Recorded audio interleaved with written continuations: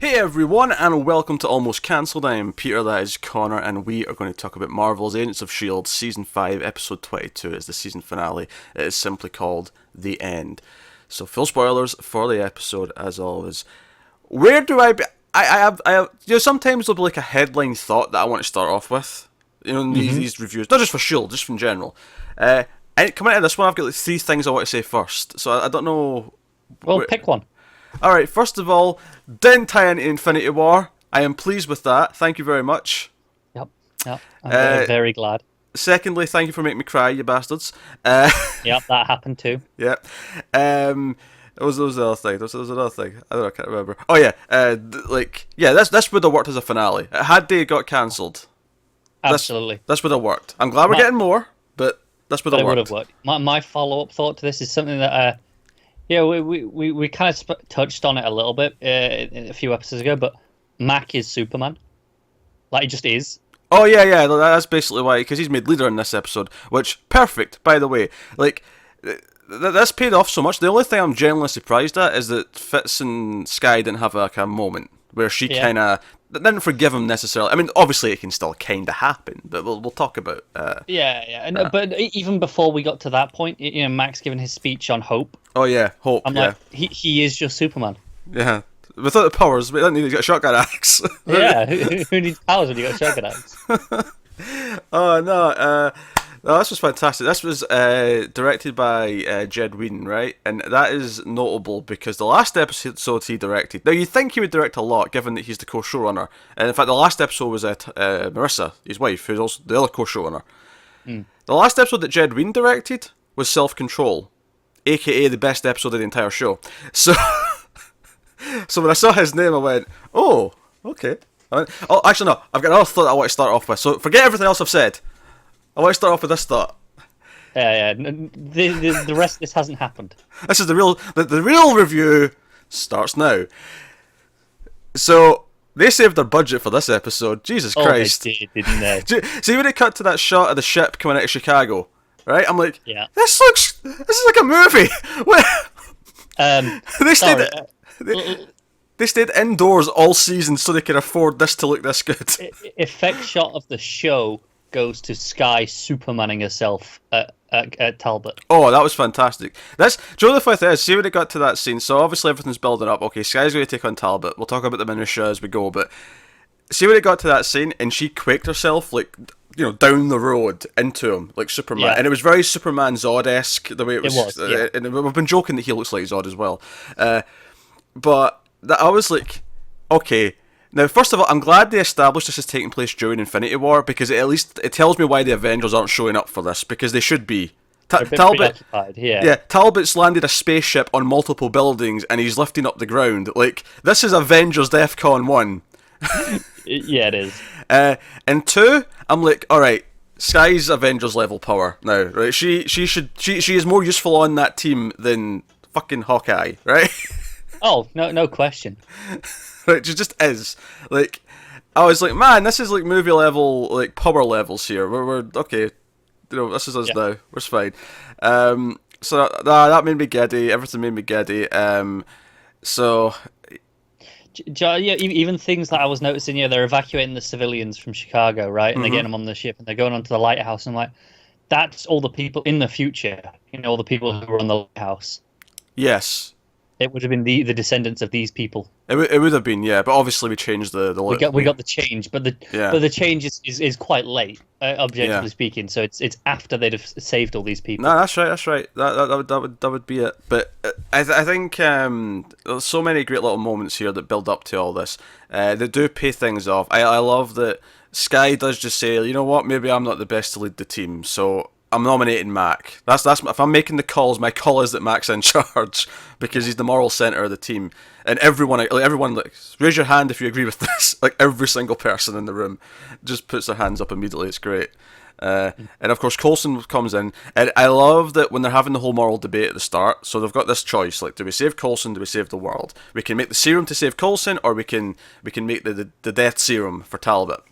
Yeah. And they're having a debate, and Yo-Yo like steals it, and she's like, you're all not making sense. Like, no, like this has to happen, and she's like dead set on doing it. Some of her best acting is that bit where she's like, no, I feel like I'm in a nightmare and I'm screaming and none of you are listening. That was great. Like, you really felt it. Even if she feels like, even from like an outside perspective, she feels that she's been a little, hysterical with how she's acting about this. It makes sense, and the acting in the scene really sold it. Like, that no one's listening to her.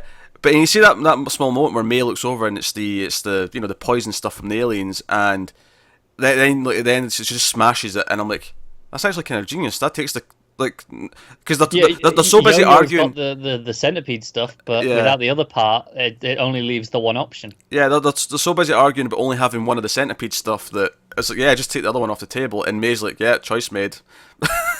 Sorry, Yo-Yo. And she does, like, see when she says sorry to Yo-Yo, it feels genuine. She really knows that she just pissed her off, and she knows that she's just kind of broke her heart, but she's like, no, I'm sorry. And equally heartfelt was Yo-Yo coming to see Coulson when he's lying there in the hospital bed, and she's like, look, I was arguing not to save you, but I want you to know it's not because I was arguing for you to die. Like this was not against you. Yeah, and Coulson's like, hey, I'd have been on your side, which obviously we all know he would have been. Yeah, it makes sense. It makes absolutely sense. He's been like that all season. He's like, no, forget about me. Bigger problems. And of course, Coulson shows up, and it seems like he's taking the serum. May's, make him in and give him the, you'll take this, and she puts the syringe down. Like, no, you're taking this, and he like shows up after the vote. He's like, oh, couldn't agree more, and he's been all like normal, and he seems like he's taking it. And I was like, this seems weird. I didn't see him. I didn't feel like I saw the choice made that he was going to take it. Like I felt like I missed that beat. Yeah, but that wasn't a mistake, because he didn't take it. No, of course. And it was genius, because when he's talking to Skye and he's giving her advice, especially when the team have all like dispersed, and Matt gives this great speech about, okay, we save people, and that's when we get that montage of them going around and evacuating. So no, this is first things first. We care more about saving people than we do about fighting bad guys. Which is very, very, it reminded me a lot of the end of Age of Ultron, but it was not. It's about saving the people. It's not about anything else. That's the goal. Music's swelling up, and we see them saving people out of buildings and whatnot. And I laughed as well, actually, because the cops who's about to maybe take on, Talbot, he's like, okay, right. And then the call comes in. He's like, hey, everyone on the ground, the responders, this is s.h.i.e.L.D. And he's just like, oh, thank God. Yeah. Oh, thank God. Don't engage. Oh my God. So that was good. But when he's talking to Skye, I went back and checked the line of dialogue because I thought he said something. Now he does say, I've given you the tools to solve this, right? Which is obviously foreshadowing. But there's another line that he says, he's like, okay, so you use your compassion, try and talk him down, appeal to him as a soldier, he made an oath, and so on and so on. And but he says, and if that doesn't work, find the strength in your arms to beat the crap out. I'm like, and I'm like, okay, that was very good. Yeah. Very good, Coulson. Because it works to her. It's because that's her quaking comes from the arms. Yeah. So it plays in context anyway. Yeah, but no, it's just good stuff. But see the moment like that he starts to collapse, and like he's like, oh my God, he's dying this episode. Like, we're actually doing this. He's not taking the stuff, and there's just this air of dread. Like, you're just kind of like, because I think at this point, if you're into this show, if you've been with this show for 5 seasons, you care about these characters. You just do, and this really starts to feel like, okay, it's a finale. This is when someone can go. This is truly when someone can actually die. And that moment when Davis like lands the Quinjet back in the and Coulson's already gone. Yeah, essentially, he's just lying there and like he's not moving, and I'm like, oh no, it felt so genuine the way it was been handled. But not that's the death scene that hit me this episode. Do you know what is the I think we'll jump over to the death. And what's the most impressive about this is that this can be fixed. But it doesn't matter. Because we were saying this weeks ago. It's like, we know there's another Fitz. We know it's fine. And do you know the fact is that I am so impressed that this Fitz's death was as impactful as it was, despite the fact that the entire time in my head I knew, oh no, Fitz is sleeping in space. I was even surprised they went as far as acknowledging the other Fitz in this episode. Well, that's what I was about to say, is that I was actually genuinely impressed that they brought it up. They actually used it in the episode. Yeah, I thought that'll be a thing that it'll just be next season we'll come back to that. Yeah, it'll be a surprise next season when it happens. But no, and I think it's like they know that X amount of people will remember this and that will figure this out, that we can have that Fitz back.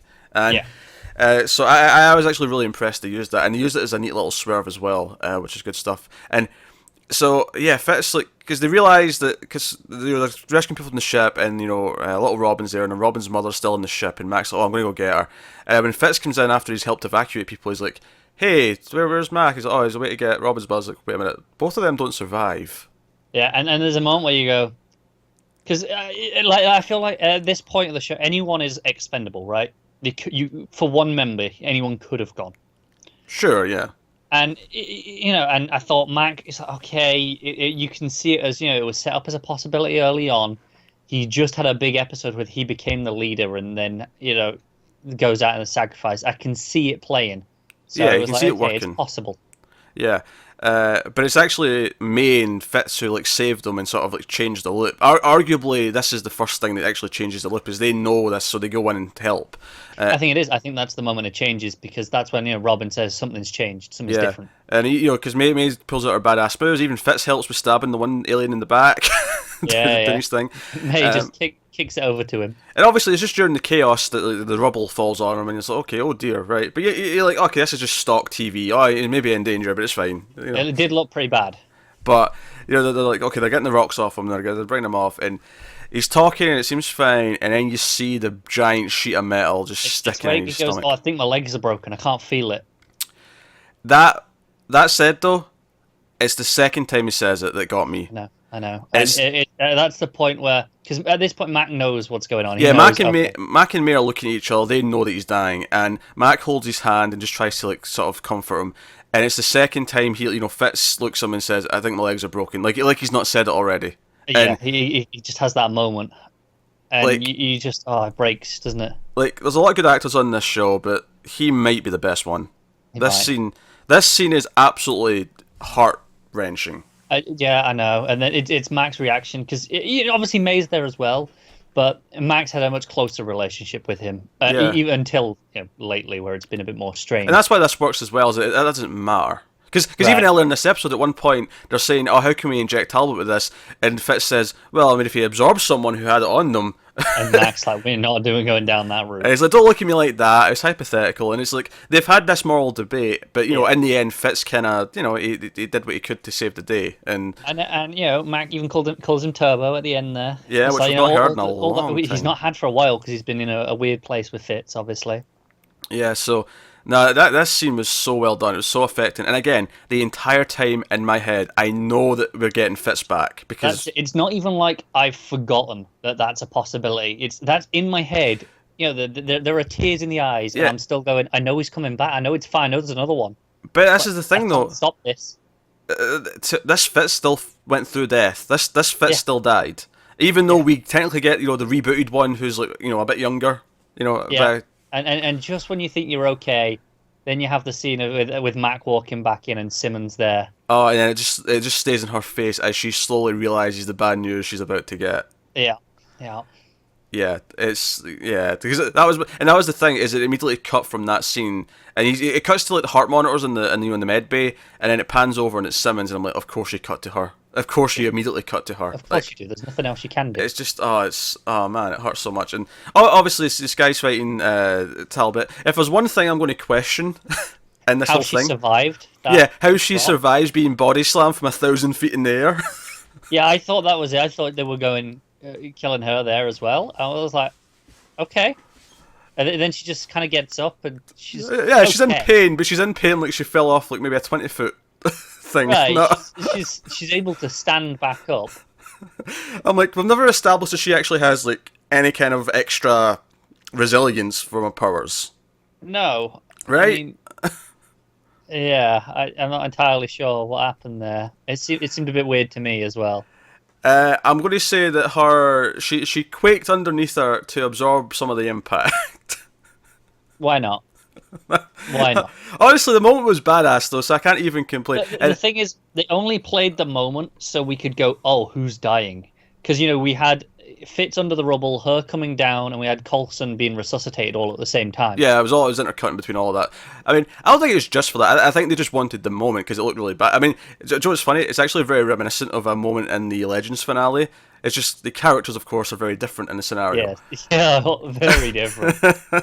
But it played well. Like I say, most of this looked pretty good. There's a point where when she like first tackles him, it does switch to CG characters. But honestly, for a TV show, it looked pretty good. I mean, when you compare it to like say the final act of Black Panther and what the CG figures looked like in that, like it's holding up pretty well in comparison. I have very little to fault about the CG in this. Like I said, this season has had a slashed budget, and you can tell from the interior. It's all been in the lighthouse pretty much. To the point where when we first saw daylight in this episode, I went, "Oh, daylight! Like, it's been a while." Yeah. But they've had effect shots dispersed through, and they've looked pretty good. They're probably the best the show ever has. Yeah. But here is above and beyond from an action sequence for this show. Yeah. And of course, she ends up winning because she realizes the serums for Coulson's in her gauntlet. And it was brought up that this would also maybe give Coulson some extra benefits if he took it. Like, it wouldn't just make him healthy; it would actually give him an extra kick of some kind. Yeah, and as we saw back in season 1 with this stuff. Yeah, and so what does it do to Skye? So Skye injects it.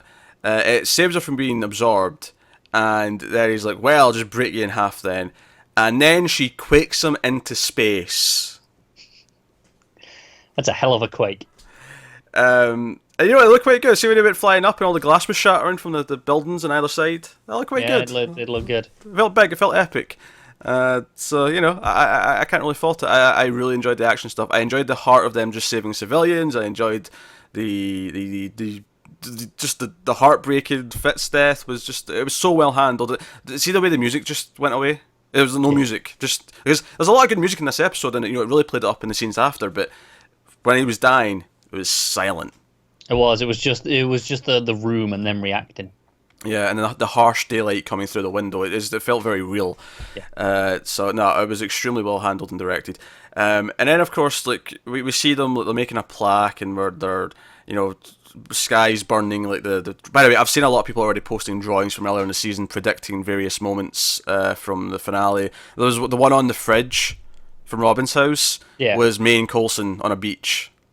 Oh, was it? Yeah, and then there's a couple other cool. ones that are like, okay, so clearly there was some things here or there. And anyway, so doing this whole thing, and they all gather, and they've all got like a drink, and it's like this circle, and you think this is for Fitz, you think that this is like a send off, and Coulson's making his speech. You get him before he starts the speech. He says, "Hey guys, come on, cheer up. This is a celebration, not a funeral." But even that plays. It plays, yeah, exactly. Because that's something people say at funerals. Oh no, we shouldn't be sad here. I should celebrate his life. Like, that's the thing. And it's still kind of a funeral in that sense because it's Coulson's funeral. It's just not Fitz's. Yeah. And although he didn't like it being called a funeral, it's a retirement party. It's a retirement party, yes. And he's making his speech, and everyone's kind of upset. And eventually Simmons starts talking. I'm like, oh god, what's she going to say? Like, oh, this is going to be heartbreaking.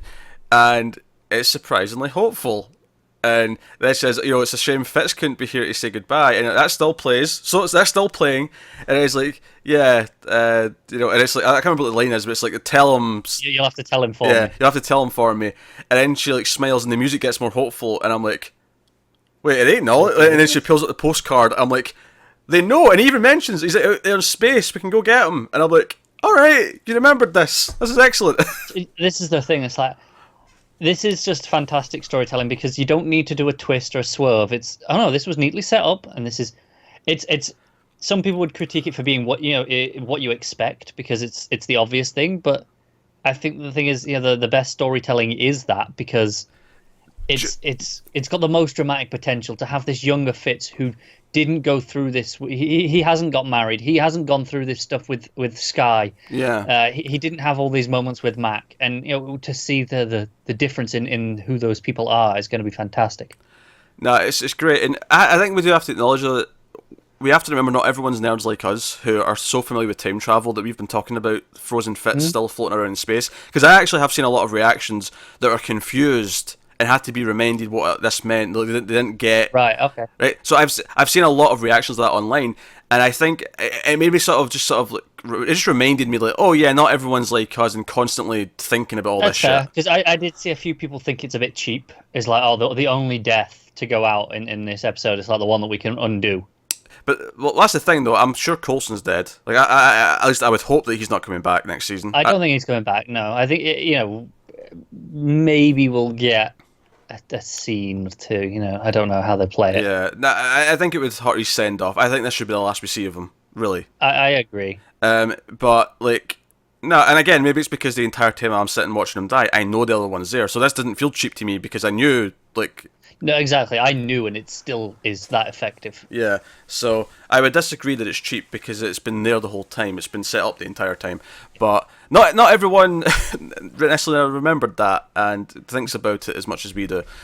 So, I mean, I think it's fair to acknowledge that, but... It was set up. It is there the entire time that this Fitz is still in space, sleeping. And they don't know exactly where, because obviously Enoch was the one who put him out there. So I assume he's not just there straight away at the start of next season.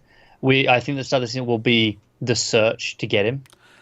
Yeah, I think it'll be the end of the search, though. I don't see them spending like an arc looking for him. I think maybe 3 episodes at tops. I can honestly see, like... in the time between seasons, it's been real time. It's been a year and a half or whatever, and they're already like almost found them. I think we end episode 1 with like finding them maybe. Okay, yeah, that's fair. Like I said, 3 episodes is the tops, but I don't think he's there at the start. I think we have the scene of them finding him. Yeah, I could even see that being the opening scene if they really want to just get to it. No, they could do, yeah. Yeah. I mean, it's worth noting that we've got the reduced episode order next season. Yep, 13 episodes, so they may want to just hit the ground running with that and just, They might, yeah. Here we go, we found them, because they've established that the Zephyr can go into space now, so they can go looking for him. It's funny, because we always talk about how this show surprises us with its pacing with 22 episodes.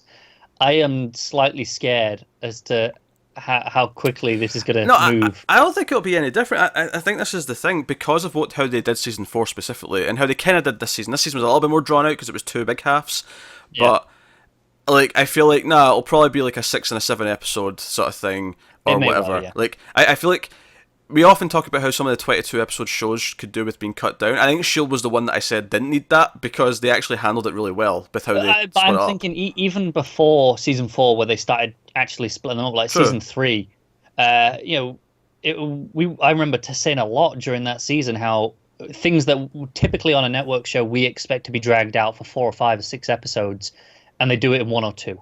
Yeah. It's always been impressive with its pacing, and how much plot it goes through. And not in a cheap way, not in a like, we're throwing ideas out there really quickly. And just instead, it doesn't feel like things are being dragged out. It feels like they've got so many ideas that they can just constantly fill the time. Yeah, so, I mean that in a nice way. Now, we should talk about Deke. Deke's an interesting one for this episode. Almost a bit of an omission of sorts. I mean, I'm hoping he shows up next season, which would obviously kind of ruin the ambiguity here, but... it's kind of left open-ended if he did blink out of existence, because he says to S.h.i.e.L.D. that he's like, nah, I think by the time you get back I'll be gone. I don't want to hang around in here. I want to go out and enjoy whatever's left of Earth while it still exists. And by the way, when they're talking and you see into his room, there's a bowl of lemons right in the middle. I just want to point that out. I was half expecting S.h.i.e.L.D. to notice it and be like, hey, what's with the lemons? You put the lemons on my bed. What? Yeah. Why? What's this lemons thing? And he's talking about how that's actually his room in the future. Like, this is his room. And after all the deaths and during the montage, you see Simmons look into that room, and it's completely clean and empty. Like, all the stuff's gone. Now, it does play like he could have just packed up everything he had and moved left it out. And gone to get some daylight, as he puts it. But it's very open-ended in that, did he blink out of existence? Is this room now completely empty because now he doesn't exist? I mean, I think he's still around. My reason for that being, like, nothing else physically has changed because anything that's changed timeline-wise. But nothing else would. Some stuff might. Like, I feel like the stuff physically that's in his room not blinking out of existence, or blinking out of existence, doesn't make a lot of sense to me. Given, I don't know, like, how many things are happening because of what they've went through in the future? I mean, yeah, I get what you're saying. But the stuff in his room, you just go, well, it's stuff that he put there, right? Because the Fitz's tool was still there. Yeah, no, that's true. Right? Now, arguably, that would still exist because Fitz and his tool still exist. Yeah. But I don't know. But I think it's intentionally meant to be vague. I think it's intentionally meant to be: did he or did he not disappear? We don't know. Yeah, I'm not sure. I hope not, because I want more Deke. I want more Deke. Deke's pretty good. I want Deke back next year. But I suspect they will leave it ambiguous because they can. Also, I'm half expecting Davis and Piper to be like full-on Regulars, team members next year, because the way like they were with the team at the end, as they're flying off, and even Davis is the one who gets to find Coulson's body. Like, there's a lot of big moments for them. And we need a full-time pilot now that May is. Well, May's a bit more up in the air as to whether it is a bit more up in the air. She might return, or it could have been she retired as well. Yeah, because my first thought was, well, if Coulson's only got a few weeks left to live, like, surely May's getting picked up after that. I did think about that, but I'm not sure. It might be a case of she's like, I'm done now. I'm retiring with him. It would play well if they want to not bring her back, if they want that to be her send off as well. It would play. It does, but it also works as well if she just comes back, because she's not dying. It does. If they bring her back, they tell me she's coming back, I'm not going to question it. Because if they tell me she's coming back, no, she made sure Coulson's last few weeks weren't lonely. They had some time together, and it would work well that she came back after that. But at the same time, if they tell me no, it's just all young, Mac. Fun enough, I think Mac is probably the oldest one. Probably. Not by much, admittedly, but he seems like he's the oldest. He seems the most mature at the very least. Mac and Yo-Yo are the older ones, right? Yeah, not that they're old; they're just older. Older than Fitz, Simmons, and Sky. Yeah. Oh, by the way, that photo of young Fitzsimmons, cracking me up. Fitz's face. Yeah. That was good. But no, man, this was a best episode of the season. Like, I can say that without even really thinking about it. And there's been some great ones, but this does stand up with the best of the show. I don't think it quite beats Self-Control, but it's close. Yeah, this might be the best finale that the show's had. No, I think that's true. I'd agree with that. It's the best finale. And last year's was fantastic. So it was, yeah. That's not even putting this down in it, or putting that down in any way. I think this Self-Control, 4,700 something hours, whatever, I can't remember the number. Yeah. That space time, like, if I'm doing like a top 5 episodes, like, these are the episodes that are coming those to are the mind. ones that spring to mind first. Yeah. Maybe the 100th one this season would be in the conversation. But there's a few from the last, like, for most of the seasons, I think. There is, yeah. To put into that debate. So no, it's great stuff. This was emotional. It felt like it had stakes. I mean, honestly, if I often criticize the Marvel movies for not having enough stakes. I think this had more stakes than almost any of those movies. And I agree. I'm not sure if there's any movie that has had more stakes than this. Yeah, obviously, I think Infinity War, by its nature and what the plot of that movie is, it's obviously the one that comes closest. It is, yeah. But I think for most of them, it's not even close. Like, I think you compare this to Ant-Man. You compare this to... Yeah, I think Ant-Man's maybe an unfair one, because that one is intentionally a bit lower stakes. Okay, sure, but to pick a Thor movie. Yeah, any of the Thor movies, they don't have the weight that this did. No, absolutely not. Not in terms of emotion, not in terms of actually worrying about what might happen to characters, not in terms of actually feeling the weight of the decisions that are made. Like I said here, there was a point where I was like, right, Fitz could die, Sky could die, Coulson could die in this one montage. Like, they could go any of them. Yeah, you didn't think it was going to be all three, of course, but... No, but it could have been any of them. And, and I've never felt that in a Marvel movie, where I've gone, I don't know if any of these could... Like, I don't know who's going to survive or die. Yeah. But I think it's pretty impressive. I wasn't even really sure how this was going to end. Like, I feel like a lot of shows, I usually have an inkling of, like, okay, it'll probably go this way or that way. This was like, how it actually ends. Like, okay, sure, I assumed they were going to break the loop and save the day. But we knew we'd been speculating, like, okay, Fitz will probably die and we'll get, the other Fitz brought up. It's like we had like inklings of things here or there, but as a overall, what was actually going to happen up until like 2 or 3 episodes ago, we couldn't even started to predict this. Yeah. So the show really keeps us on our toes for a start, but nah, this was a fantastic finale. Full marks, and obviously we've got a long year wait till season 6, but it'll feel so precious once we get it. But there is a season 6. There is a season 6. We're not being shocked by that, because we did that in the TV news already. We already gushed over the fact that we got a season 6 announcement on the TV news. But I am glad though that they did tell us that, hey, if this was the end, it works as the end. Yeah, and now having seen it, I agree. It did work as the end. If this had been the end, I would have been satisfied. But I think what's great about it is that it does neatly feel like it still works. Yeah. It still works to say that, okay, now next is a new era where we have the younger guys and the young gals in charge. Mac leading the crew. We've got probably Piper and Davis sticking around a bit more.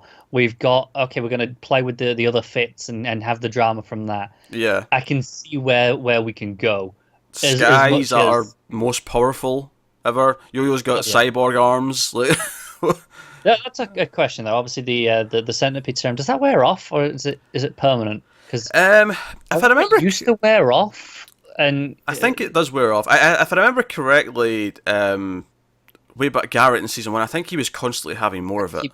Yeah. But I wonder if it plays any differently because she's an Inhuman. Yeah, maybe. I mean, if they want to play it as she's got a stronger blast now, if she needs it, then sure, great. If not, no big deal. Yeah. So that's right. I do want to point out though, there's a few parallels to the hit television show Buffy the Vampire Slayer with this episode. No, and there's actually one that I think is a direct reference. Okay, go on. So not only was Buffy's 5th season finale very similar in a lot of ways, with the leader kind of like dying, and not only was it meant to be the final episode until it was, there's we're going to do more, and not only did it work as a finale, the direct reference to it and it's a direct reference to that episode specifically, is the plaque they make for Coulson above the cockpit of the Zephyr. It's Philip J. Coulson, he did the blah blah blah, but it ends with he gave his life, and then in brackets, more than once. You cannot tell me that is not a wink wink to Buffy's tombstone that says she saved the world a lot. No, it probably is. I think that is an intentional reference to Buffy. I'll give you that one. I appreciate it.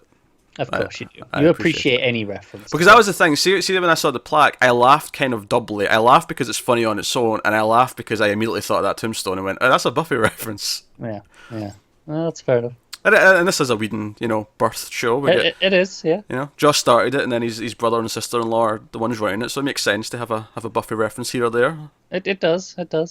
And we spoke a lot over the past hour. In spirit, it feels like a successor to that show, in many ways. If not specifically Buffy, it definitely feels like a Whedon successor show in general, and the sense that we have a team that comes together and kind of forms a family, and looks out for each other. It's often the way the dialogue and the banter is between them. Yeah, and then of course the fact that it actually has stakes where you're actually worried about characters dying. It's again very kind of Buffy, Angel, Firefly. Like, you always cared about those characters. It was that's the thing. And worrying about Fitzsimmons is kind of the new Fred Wesley. Like, there's definitely elements of that in there.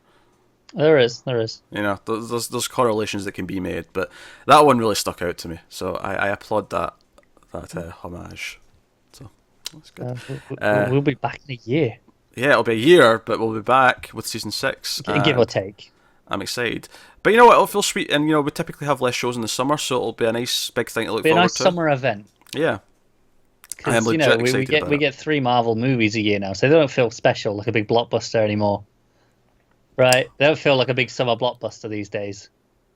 Yeah, for the most part, that's true. Even the ones I like now, I don't hype them up the way that I used to. No, you might get the exception with your Infinity War and whatever the next Avengers 4 is called. Yeah. I think Infinity War and the next Avengers feel like an event, but the other Marvel movies haven't felt like an event for a while. Right. Yeah. So that's fair, and that's, I believe, crossing 1.8 billion this weekend. So we can, Force Awakens is coming for you. It's a lot of cheese. Cheddar. It's a lot of cheddar. It still works. God damn it! It sounds better with cheddar though. It just sounds. It doesn't. It's a killer phrase. It's a lot of cheddar. So it sounds better. And now you're making me think of another Buffy episode, the dreaming episode Restless, where there's a guy wearing cheese in his head, and he says, "I wear the cheese does not wear me." Now you're just doing this just to drag this out and get one more reference in. Do you know, I've not watched that since I've become like such a big Twin Peaks fan. I feel like that's going to feel very David Lynch when I get to that episode. It probably will, yeah. But hey, so that is the S.h.i.e.L.D. finale. It was utterly fantastic. I have very little to say. I mean, sure, I can critique like how did S.h.i.e.L.D. survive that 1,000-foot body slam. The lack of enough Deke is probably the biggest criticism I have. Yeah, I kind of like how open-ended it is, though. I like I like that part of it. Yeah, I mean, obviously it means we've lost him for most of the episode. I just mean how every other character got like 2 or 3 big scenes. Deke got the one talk at the start and then the one ambiguous scene at the end. Yeah, okay, that's fair. But no, yeah, they all had chances to shine. They all had their big moments. So no, this was how you handle an ensemble show. It was how you make all the characters feel important. It is, yeah, and having the big action and stuff. So all fantastic. I can't praise it enough, honestly. S.h.i.e.L.D. is fantastic. So let us know what you thought of the finale and the season as a whole. And just to reiterate, I am actually. I mean, I mentioned at the start, but I am actually really happy that they didn't bother with the Infinity War tie-in. Like they didn't do it. Yeah. Because this did work as a finale. It just ends before that movie ended, so it's fine. And what I will say as well is I love that if when we come back after Infinity War, if they want to tell us it happened and we want to play with the impact of how it affects some of them, yes, we can still do that. That's cool. Yeah, I can still do that if they want. It's fine. But more than likely, I feel they're not going to mention it. Because they come back after it's been fixed. And we have no idea if the thing gets fixed in Infinity War 2, if everyone will remember that it happened. That's it. It depends on on if it's remembering, if it's undone, if it never happened. Yeah. But I'm actually glad. I'm really pleased that they didn't go down that route. If anything, it makes the dimension of the events of the movie a few episodes ago kind of weird. But I'm okay. I'll take that being weird over them, doing anything in the finale that kind of shoehorns in a movie reference. They didn't ruin anything. Yeah. We just got, here's a fantastic episode. Yeah. This said, no, we're not dealing with the movies here. We are giving our own characters and our own storyline a proper pedestal. And like I said, they thought this might be a send-off, so they treated it as a proper send-off. Yeah, they didn't let anything interfere with that, and I applaud them for it. So... No, good stuff. So that is the S.h.i.e.L.D. finale. Let us know what you thought of the episode and the season as a whole.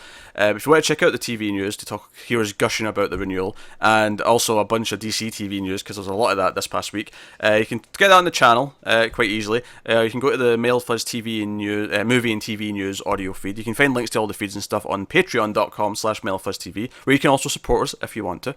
That was smooth. The way I just went into the Patreon plug, that was smooth. See, you ruined it now. No, I'm calling it out. It was smooth. I'm proud of that.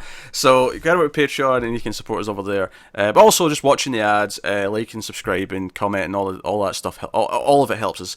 But otherwise, that's us. So thank you once again for watching or listening. We always appreciate it. Keep watching TV, guys. Have you got any vanilla?